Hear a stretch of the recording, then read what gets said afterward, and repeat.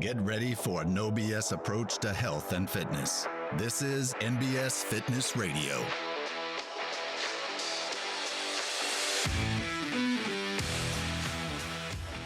All right, what's up? We are back on NBS Fitness Radio with Taylor Somerville. Taylor owns a company called Symmetry. Had a previous background in the investment world and kind of did a total 180. So let's talk real quick about kind of what Symmetry is. So with Symmetry, I help busy people take back control of their lives. They have more time, more energy, and less stress. Everything I do is kind of geared towards breathing. Proper breathing helps with stress management. So we do a lot with the breathing aspect for health, performance, stress. We also do things like heat and ice contrast therapy, learning how to handle stressful events in the moment, really playing with the mind, do some intense pool workouts, dumbbells in the water. Then also, my approach with clients is we're looking at your mindset. We're looking at your daily habits, your nutrition, what are your movement patterns? How are you doing your movement as well? And really helping you, craft the lifestyle and habits that you can always come back to, because we all have these tools inside of us. We just need to learn them and tweak them and know how to use them ourselves. And really the breath is one of the best tools that we have to help change our mental and physical state, but it's something that most of us have never been taught. And that's interesting because I think for a lot of people, when they think about like health, specifically like fitness, it starts with like training. Mm-hmm. It doesn't start with mindset, breath, nutrition, training. Like they've got the order flipped. So that's right. Yeah, right. So we'll get more into kind of that aspect. But you started off in the investment world. Talk about kind of like what that was like and like how that pushed you towards finding this breath stuff. So I was 15 years in the investment world. Last 11 of those were on a trading floor, high stress environment. I was in a macro trading group at a commodity firm here, traded interest rates, in front of multiple screens a day, constant flow of information coming at me. I was very much a kind of a short fuse person, a lot of anxiety, a lot of just personal and professional stress. Also went through a divorce as I was going through this as well. And really found these techniques, and they helped me personally. And after a while, I was like, I need to just get out. And, I knew I didn't want to be doing that when I was 65 years old. And it was one of those things where if I didn't leave at that time, I was never going to leave, because you just get those golden handcuffs, and you're just locked in and you never want to leave. That, it seems like that is, is that kind of typical for that, that profession? It seems like there's no way to do it without it being crazy high stress. I think, especially when you start out, it is like that. And you look around, and especially the kind of the older group of people, that's just the way it was, the grind and kind of going at it. Now you look at some of those guys who are, some of the biggest money managers, investment managers, CEOs, they all have these practices in their lives, because they either some type of meditation, breath work, some type of stillness practice, because they know incorporating that helps them perform better. Gotcha. When they can turn it on, because they know they need to turn it on and turn it off. And if you're always on, you're eventually going to crash. Yeah, it seems like, in that world, when it is just constant updates, like markets are constantly fluctuating, constantly updating. You like to take in all that information all day, all the time. I can see it being difficult to like turn that off, because you're always afraid of like missing something or being second or not being first, right? Yep, and so that's right. I can see that being like a super high stress. So it seems like you almost would either you kind of build up to the point where you either like burn out, completely bust, or go crazy, or you're like, I gotta figure out a way to like manage this, manage it in a healthy way. And a lot of people switch to drugs, alcohol, things like that. So it's finding a healthy way to manage it. Okay, so you kind of came around breath work at that time. Like, were you seeking it? How, did someone like introduce it to you? How did you find like the first instance of like breathing for stress management? So I think it was probably just reading a book on meditation. I'd heard about meditation, so I found a book on mindfulness for meditation, read that, started incorporating some of those practices, realized just that little bit helped me and how I was able to handle stress. And then I like to go deep down the rabbit hole seeking things, and really got into other techniques. Found Wim Hof, got into his technique, realized that can immediately change how you feel, where meditation, you don't really feel it for a while. Yeah. And that changed me instantly. And then from there, heard Laird Hamilton and Gabby Reese, Brian McKenzie on Tim Ferriss, and heard them talking about the breath work they were doing, pool training, the heat and ice, and all of their just philosophy and life and, how they kind of lived. And I decided I had to go meet them. They, at that point, were running these experiences at their house. So I gave that to myself for my birthday one year and went out there and trained with them, out to Malibu. Had about 20 other type A individuals, I would say. Most people, from doctors, lawyers, pro athletes, a little bit of everything, finance guys, and just got into the whole experience. Go through a 45-minute breath session with a bunch of people, which is, I'd always done it just by myself, and that just blew my mind.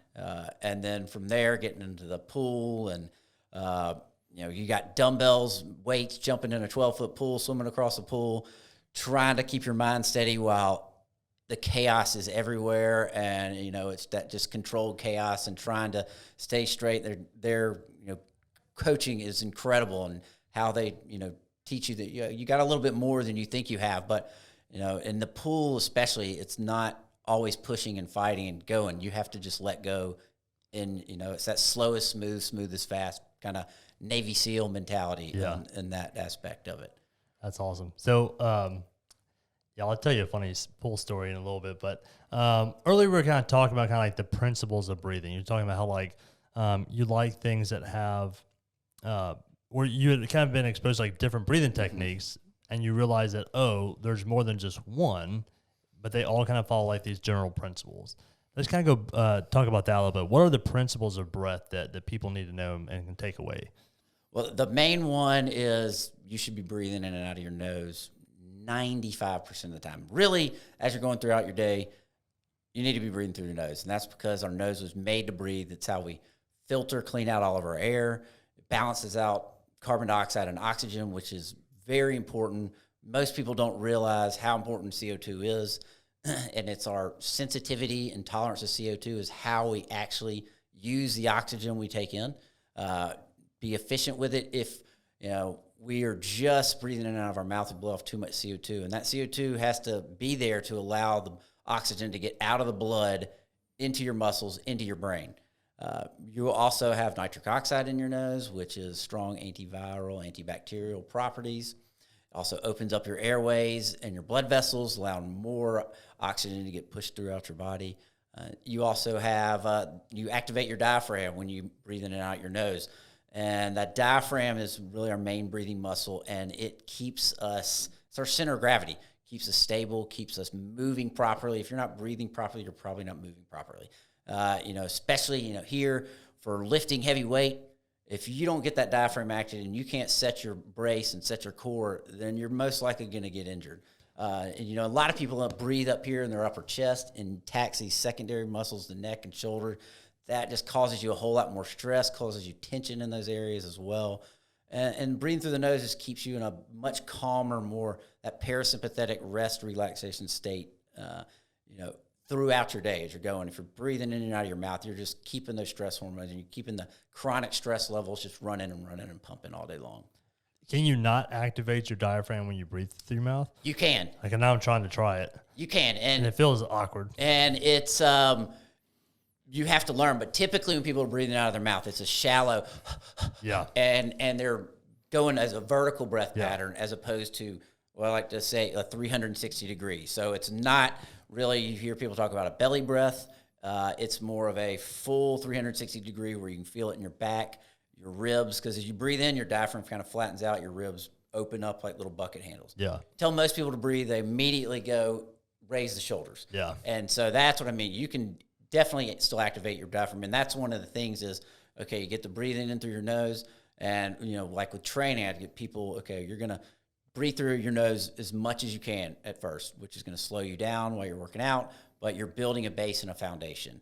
And then you learn how to, okay, I need to transition to breathing in through my nose, out of my mouth as intensity picks up, breathing in and out of my mouth. And so when you do have to switch, you still use your diaphragm as opposed to switching to those secondary respiratory muscles, which that also tells your brain, shit, I'm close to dying because I shouldn't be here unless, I was very much at the end because I'm not supposed to be taxing these muscles until much later on. Right.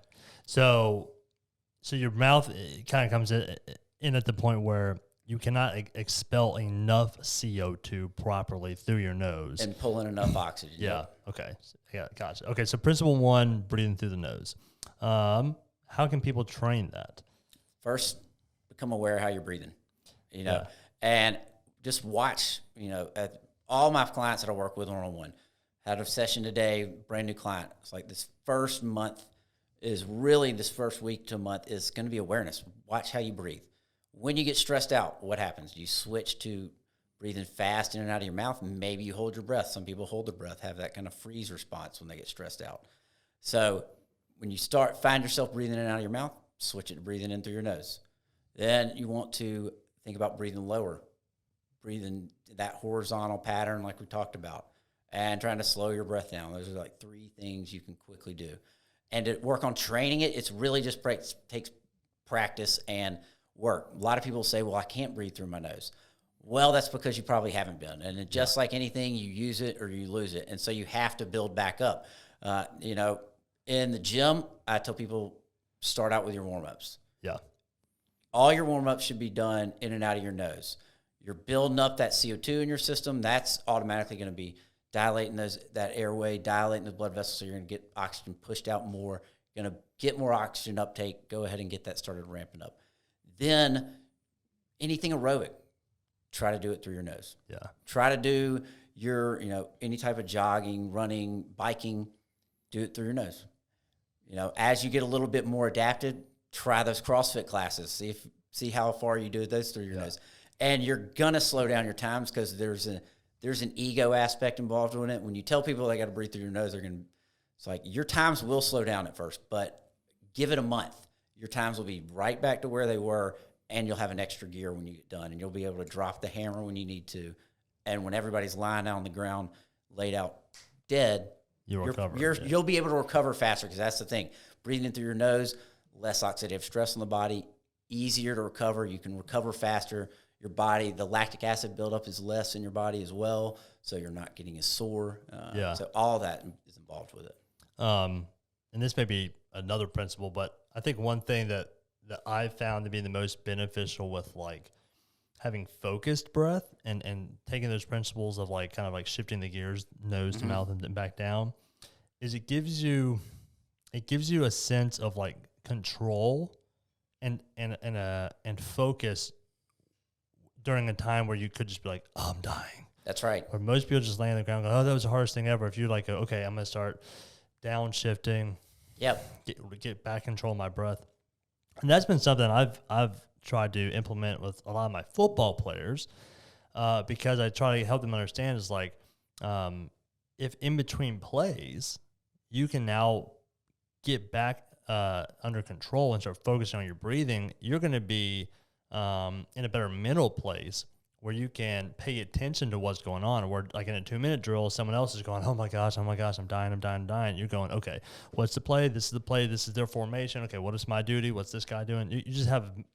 You can problem solve. 100%. And, whether it's on the athletic field or in the boardroom at a meeting, you have that ability to keep problem solving, keep your mind working, and not get in that overly agitated kind of stress state, a little panicky. Okay, so I've heard of the breathing or the taping your mouth shut at night. Mm-hmm. Okay, can you talk about that a little bit? Yes, so most people think that's crazy, but if you think about it, how important nasal breathing is. If you're breathing in and out of your mouth for a third of your day because you're sleeping with your mouth wide open, you're keeping your body in a stress state. If you track your sleep, you can see pretty great benefits in your improvement in your REM sleep, your deep sleep, your lower respiration rate as you sleep at night too. That's all saying your body's in a much more relaxed, calmer state, recovering quicker. What you'll notice when you also, if you wake up and you have a dry mouth, or you wake up a lot at night having to go to the bathroom, you wake up feeling a little lethargic, probably sleeping with your mouth open. Mm-hmm. And for one, you're breathing off a lot of water, you're getting more dehydrated, keeping that body stressed. So if you tape your mouth, you will retrain your breathing patterns to start breathing in and out of your nose. And it takes, I think I did it every day for probably 3 months, maybe. Jeez. Not every day, but I would say 5 out of 7 days, Okay, something. Yeah. Now I still do it a couple times a week. Yeah. And I notice a drastic difference, when I do it, when I don't. And it's just a way to keep, a nice, more peaceful sleep. You'll wake up feeling a whole lot better. And you don't need a big piece of tape. It's like a tiny piece just to go like this. There's actually brands that make them. Somnifix, Myotape are a couple of brands. I was going to ask you, just like duct taping it, or like? And it's small. So what I use is 3OM called Micropore. Okay. Hypoallergenic paper tape. Okay. Super cheap. You can buy a box of like 12 rolls on Amazon. Yeah. And all you need is, it doesn't even have to cover your whole mouth. Just something to keep your mouth closed. Just to keep your mouth closed. Don't do it if you've been drinking way too much or sick or anything, and just try it out for 10 minutes before you go to bed. Yeah. Really. Most people freak out about it, so try it before you sleep. And then when you also begin doing it, it's not going to be on you when you wake up. Yeah, it's going to be your body's priority number one is respiration. That is the goal, is to breathe. And that is the first and last thing we do. So your body wants to breathe. It is going to figure out a way to breathe. You're not going to, die at night. Yeah. And you'll also notice that as you do that, you have maybe a less stuffy nose. When you start forcing yourself breathing in and out of your nose, all that congestion, that kind of stuff starts to clear up on its own. The nasal passages open up a little bit more. And if you allow yourself to do it at night, you'll have a much better sleep. Okay, so that was going to be my next question, is like, what about if you're like dealing with allergies, or your nose is stuffed up and you're like, I'm trying to breathe through my nose, but the daggum thing's clogged? So that's, like we talked about, it's something that you have to work on. And it is more difficult. It's hard. People with deviated septum, stuff like that is harder, but it can still be trained. And as you do breathe in and out of your nose, what you're doing is you're going to filter out all those allergens and pollutants, so you're going to have less of that going forward. There are some tricks that you can do. It's not sitting in your nasal passages. Yeah. So, out, and when you're breathing in, when you're breathing through your mouth, you're not filtering anything out. So it's basically like going and drinking pond water as opposed to filtered water. Yeah, it's okay. And it's going into your lungs, and it's giving you more of an immune response and reaction, where the passages, the hairs and mucus in there cleans all that stuff out and will help with congestion overall. But there's a couple of tricks that you can do to open up your airways. One of them is just to exhale out your air, hold your breath. So holding after you breathed out. Yeah. Move around for 10, 15 seconds so you start getting an urge to breathe. And we want to move around so carbon dioxide starts building up a little more. Get a little nitric oxide building up in your nose too. Then breathe in through your nose. Take a few breaths into the nose, out of the mouth, just to recover, and do it again. Do that about 5 times, and you'll have your nasal passages cleared up pretty quickly.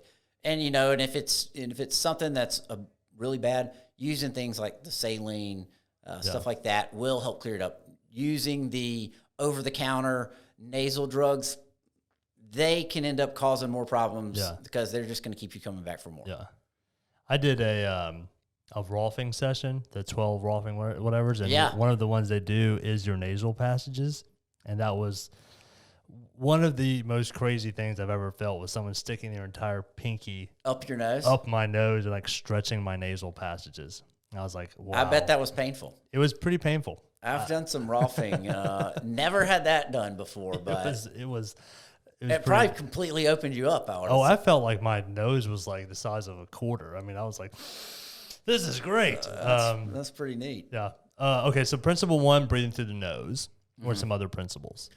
Well, really so we have breath techniques that can help slow you down. Okay. You have breath techniques to help speed you up. Okay. We look at it really on the spectrum. So you look at it, average breaths per minute for people is about 14, 15. Optimal, you want to be breathing 10. closer to that. If you track things like HRV, a lot of the research is about 6 breaths per minute is optimal for your HRV and recovery. Then you have, higher breath rates, 20, which if you're just sitting at rest, that is going to keep you in a stress state. So we have slow breathing patterns, things that are going to lower your blood pressure, lower your heart rate, keep you in more of that parasympathetic state. Those are the oxygen advantage techniques, which is very reduced breathing. So you're really working on building up tolerance to carbon dioxide, kind of training that response. Small breath holds without breathing fast. Things like box breathing would be in there too.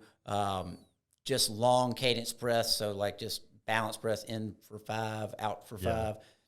Ujjayi breath yoga, some pranayama techniques like that. Ujjayi, I call it ocean, but that, making that sound of creating a little tension helps you control your breath. Then on the other side, which are more sympathetic, which are going to raise your heart rate, kind of give you a little boost of energy. Things like breath of fire, Wim Hof, which is basically Tumo breathing, some of these faster, more energetic, which we call superventilation. So you are controlled hyperventilation techniques, rapidly breathing in and out of your mouth, in and out of your nose, out of your mouth. So you can ramp yourself up and you can take yourself and slow yourself down. So you'll hear the term that the breath is a remote control of your brain, because it really is a knob to learning how to regulate your nervous system. And also learning how to read your nervous system and know, okay, I am in a really stressed state. Because of my breath? Because my breath is out of whack. My breath, I'm breaking up. I can't really slow and control my breathing patterns down. I'm, unconsciously holding my breath. So we like to play on both of them. There's good and bad things. There's certain people you don't necessarily want to play on the too sympathetic side. There's some contraindications there, but for healthy people, we want to stress that side. Majority of people I see, I want to take them to the other side, the slower paced patterns first, because most people are sympathetically driven that we see right now. They are stuck in this chronic fight or flight, and they need to come down. But I have clients who are very mellow, and they need to go the other way and be forced to ramp themselves up and push themselves. That's cool. Do you know Britton Bailey? Oh, yeah, Britton's awesome. Okay, so I see her on Wednesdays for mobility stuff. Oh, nice. The other day, she put me through some breathing stuff where I was basically holding a, I can't remember the stretch, but stretching out kind of my hips. And we were doing really long inhales and then short as fast as possible exhales. And we do like 5 or 6 of those. Then I do an inhale and hold for as long as possible. And I was kind of sitting there, and I was like looking at this back wall, and this back wall just starts like melting, just straight up like hallucinating. It's like, oh man, this is crazy. Like watching that back wall just kind of like shift and move. But she was like, okay, we did it once. I did decently long. She's like, I'm gonna time you this next time. I was like, okay. And then I made it like 2.5 minutes. And I was like, such a little bitch. I could have done 3. That was my response. I was like, I was like, but it was weird because I kind of go through these periods of like, oh shit. No, I'm good. Yeah. No shit, oh shit. No, I'm good. Like if I could get through that next, like, oh shit, I need to breathe. I was good for another 10, 15 seconds. Yeah, and that's, listening to those triggers and alarm bells and, in breath holds, you get a lot of stories that start playing into your head. And really handling those and dealing with those. And what you'll notice is you start picking up those stories that you're telling yourself in other areas in your life. Yeah. And you can tap into some areas that you didn't really know you had. And, like you're saying, you did these 4 long inhales and short exhales, and that's a sympathetic thing too. The inhale's more sympathetic, exhale's more parasympathetic, and you're playing with the links. And kind of we do all sorts of stuff like that as well. That's cool. And holding on the inhale versus holding on the exhale. There's a lot difference in there and how you respond to it as well. So let's kind of talk a little bit about how then, because like I said, I think the people to understand like the principle, the foundation is the breath work. And then you take that knowledge, that ability, and then we apply it to the higher stress inducing activities like the heat, the ice, the pool. So talk a little bit about all that and how you guys utilize that. So getting in an ice bath is probably one of the most stressful things for 90% of the people. It is, your body goes into full fight or fight shock. Yeah. It is, get me out of here right now. When you get in there, it's, we get you in, dunk under fully, head dunks, come back up. Typically, people are in that panic state. First time they've done it, it is usually can't control their breath, just going total reaction, just wanting to jump out of there. So what we first try to do is just get your breath under control. A couple big breaths in through the mouth, out of the mouth, and in through the nose, out of the mouth. And we focus on slowing the breath down. Yeah.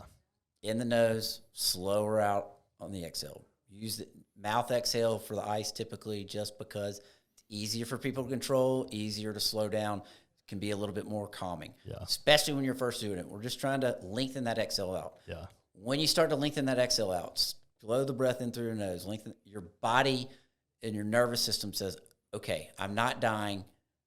I can start running through this host physiological process. I'm going to bring the blood into my core. I'm going to start creating these cold shock proteins. I'm going to start releasing certain hormones, and I'm going to start adapting. Yeah. And it's all about adapting. Everything we do is about stress plus rest equals growth. Yeah. You got to have both of them. Most people just want the stress and then think they can grow from it. You got to have the rest aspect in there too. So you get, as you go through this, one of the things we've been tracking a lot, I've got a group of people who come over. We do it at least twice a week. Some of them are there every time, and we do a lot like on the Garmin and have it set up to where we're looking at basically heart rate. You'll notice when you get in the sauna, the heart rate kind of gradually ramps up. Our sauna is about 220. Heart rate will get up to about 120 just sitting in there. We're in there 10 to 15 minutes getting uncomfortable where you're ready to get out. A lot of times people just love the sauna, but when it gets that hot, you don't, that sympathetic side, I need to get out of here right now. A little panic, starting to get control of your breath in there. But that heart rate's spiking. Then you get in the ice, you get a nice little jump up when you first get in. And then by the end of it, it's just a slow, gradual decline. Yeah. And people can drop their heart rate from 120 to 40, in a couple minutes. And once you start getting your breath under control, it's literally like, it'll be dropping 10 beats, every few seconds, where you go from 100 to 50 in 15, 20 seconds. We were watching Brandon's whoop data. Yeah, and it was like I think up to 140 in the sauna, and then just steep drop off to 40 in the ice bath. And that is a stress on your body, and we use it as a recovery mechanism, but it is more than that. It is stressful, and if you're not adapted to it, it can be really stressful. When the first time people do it, most of them end up crashing. You kind of have this ice high where you're floating, feeling great the rest of the day, and then end up crashing, want a big meal, but you have the best sleep of your life. It's nap time. Yeah, it is. It's nap time, and you get incredible sleep and benefits from that. And really the heat, and it's one of the best things you can do for your longevity. And it is, I love it as a meditative and a mental aspect, but the physical benefits of it are just amazing. And then in the pool. Well, so before we go to the pool, can you talk about a little bit about the protocols, like how long and how many rounds for the heat and ice? So what we do is roughly 3 minutes. Kind of depends. 3 minutes in the ice, 10 to 15. We roll through 3 rounds of that. Okay.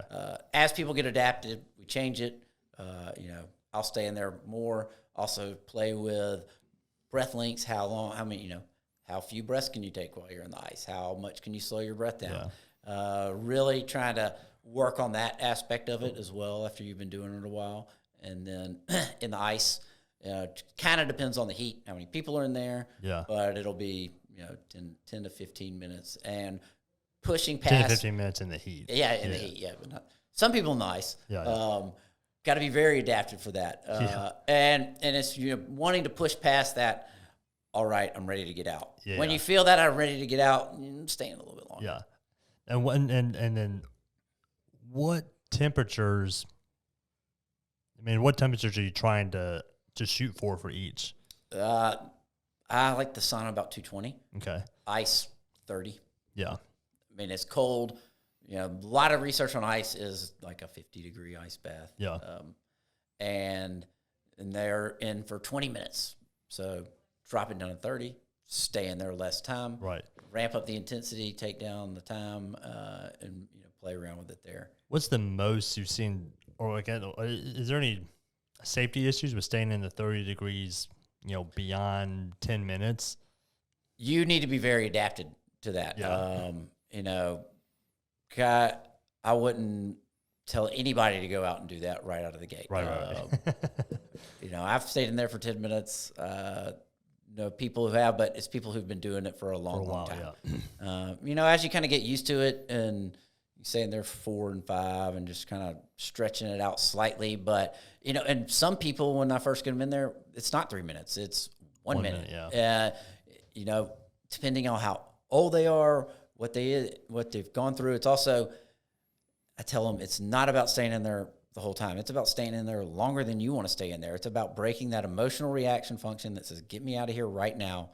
Learning to control your breath. Don't just give me 3 more breaths. Then we'll decide how you feel after that. If you, after 3 calm breaths, you still want to get out, we'll get out, because that's more of the rational mind saying, okay, I think I need to get out. Right. Get out, go into the sauna, warm up, we'll try again. Yeah. Most people will end up making it by the end of it, at least through a full round. Yeah.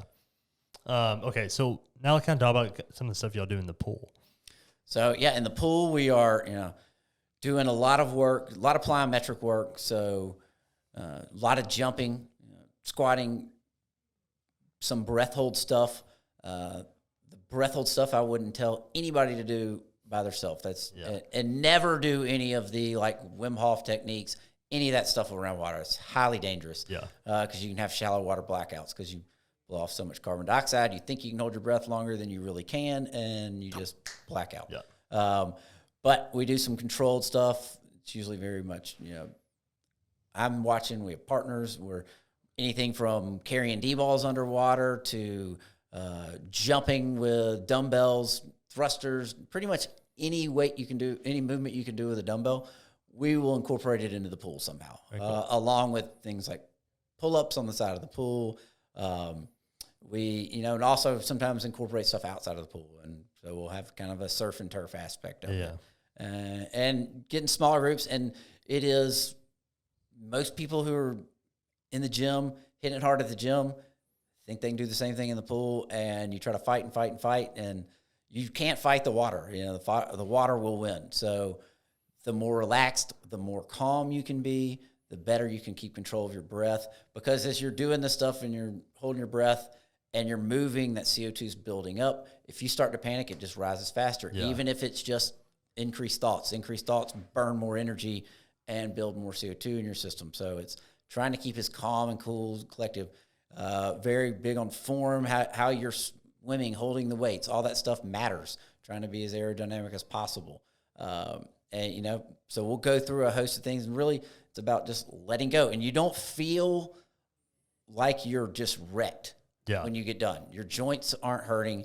You have the pressure of the water on you. You can do, people who have some injuries can't necessarily do stuff outside of the water. They can do it in the water. Yeah. Just because, you don't have that pounding. Yeah. And it's same thing with that. You get pretty tired and worn out from an hour and a half session in the pool. I get tired just like sitting in the pool, hanging out with my kids. So you got the sun beating down on you, and then you throw in some weights and some working out, and it takes you to another level. Yeah, and I wasn't even thinking about like even the kind of like injury recovery / like movements that you can do in the pool that you couldn't do with full gravity. Like being able to kind of like even reintroduce these movements in a safer environment, exactly, a no pain environment. Yeah, and one of there's Joakim Noah, who was here for a while.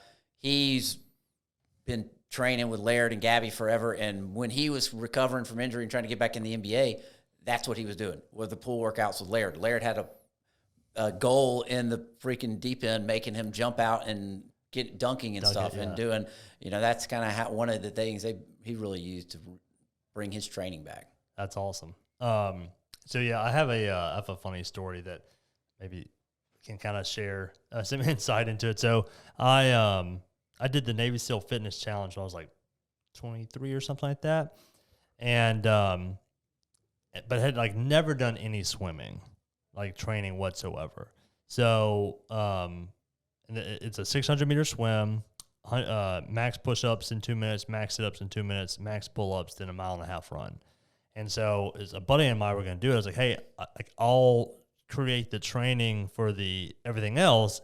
And he was an all-state swimmer. If like you'll do the pool workouts for us both. He's like, cool. And I'm like, on day one, he was like, oh, we're just going to warm up with like 100 meters.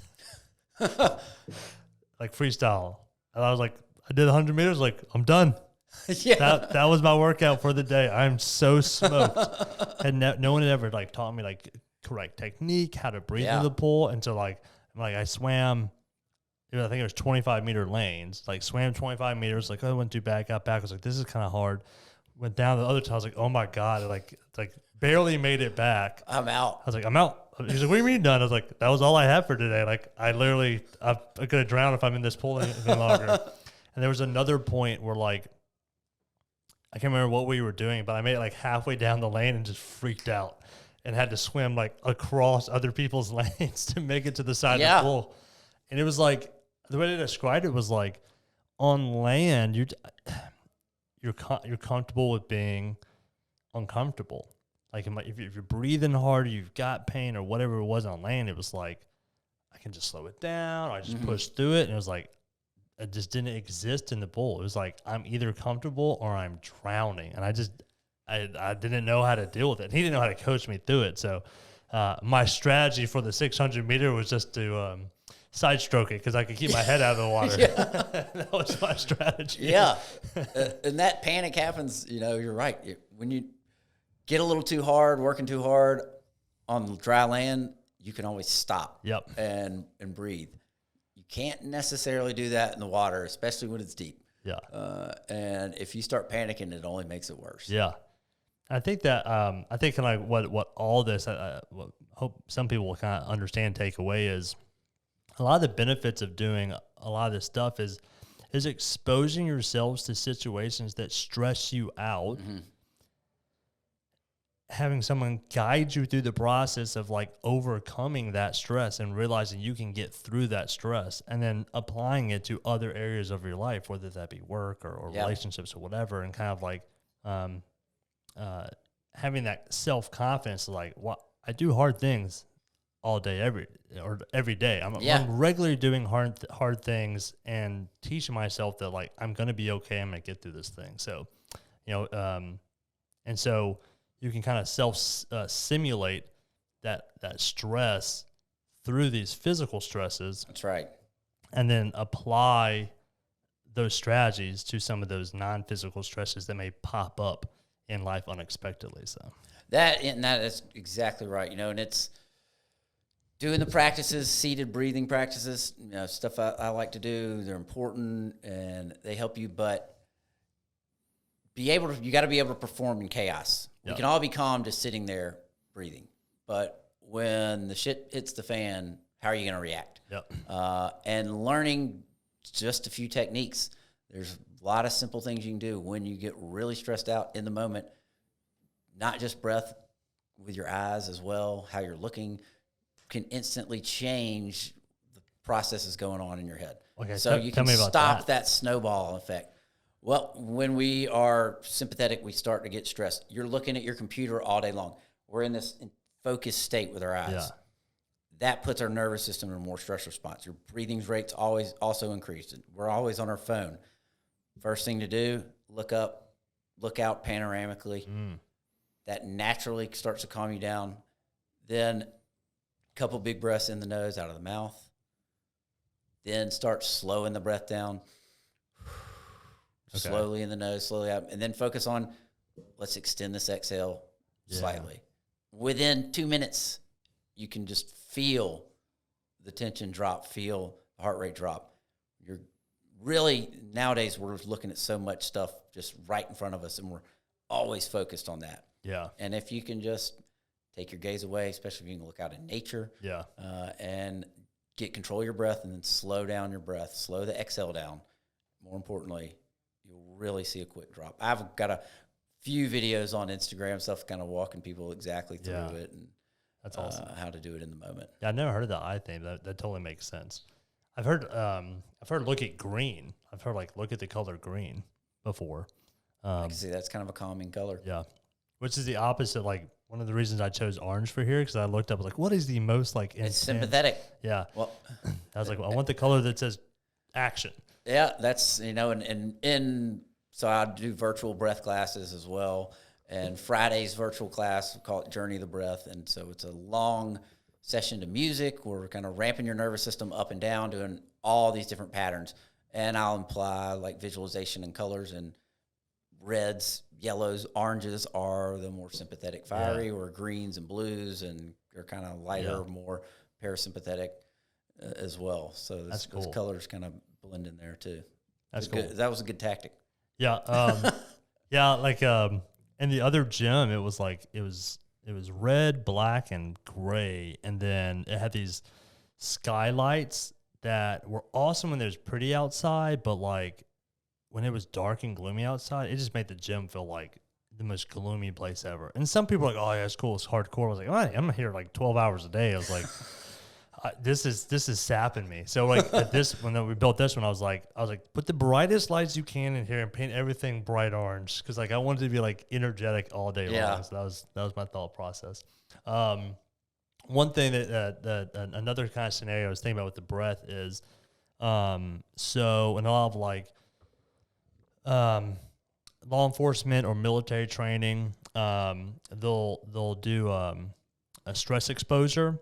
So when they do like they call like sim training or kill house training, where they're working like CQB close quarters tactics. Yeah. They'll turn all the lights out and then blare like music as loud as possible. And so I was doing opposing force, where like you're pretending to be the bad guy for a law enforcement agency here in Memphis. And this is the first time I'd ever done it. And I've been shooting my whole life, felt relatively confident with the weapon. It's like kind of nervous, like I want to know what this is going to be like, but it's going to be kind of fun. And but I didn't know they were turning the lights off. And so like lights go off, death metal is like as loud as you can possibly imagine, like where you can't hear yourself talk. And then you're like, oh my gosh. And then you just see like flashlights. You realize they're using flashlights, and you start hearing the clicking, click, click, click, click, click from the guys shooting. And like my breath went like sky high. It panicked out my mind. Yeah, I was like, and just kind of think about like, and talking to them about it, I was like, man, I freaked out. Like, yeah, everyone freaks out. That's one of the reasons we do this for these guys, is so that if we can expose them to like the most stressful situation where like you can't see and you can't hear and you're being shot and if we can expose you to the most stressful situation over and over and over again, you eventually kind of learn to like calm down, be okay with it, and get into more sympathetic state where you can start thinking, making decisions, all that kind of stuff. And then the more I did it, the more I was like, then I would take other people, and that was my favorite thing. They're like, what's it like? I was like, man, it's hard to explain. You just kind of like learn it. And so like, then I, having been exposed to it enough times, like the lights would turn off, the music would come on, and just like, all right, let's do it. It's gonna be fun. And calm down. And I mean, a lot of the techniques we'll use are stuff from the Navy SEALs, and they have a whole host of different protocols that they use as well. And my friend would always come out and be like, oh my gosh, that was crazy. Because I didn't, like, you didn't tell me it was like that. I was like, I know. Was fun. I wanted to see how you would react to it. In the pool, are you like, I asked this just as like a personal question, but like, because I have a pool, like, are you just using regular dumbbells, like rubber coated dumbbells? Yeah. Like hex coat? Like rubber hex dumbbells. Okay. I was like, is there any danger to like messing up your liner? Yeah, don't drop the weights. That's rule number one. Don't drop the weights. I like that. That's awesome. All right, cool, man. That's about all we got on time.